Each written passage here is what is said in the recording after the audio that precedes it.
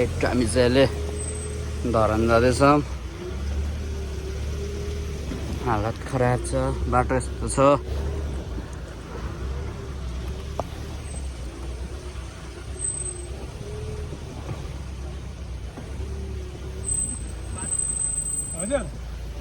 बाटो राम्रो छ दाइ, ठिकै छ, सजिलो छ, मजा।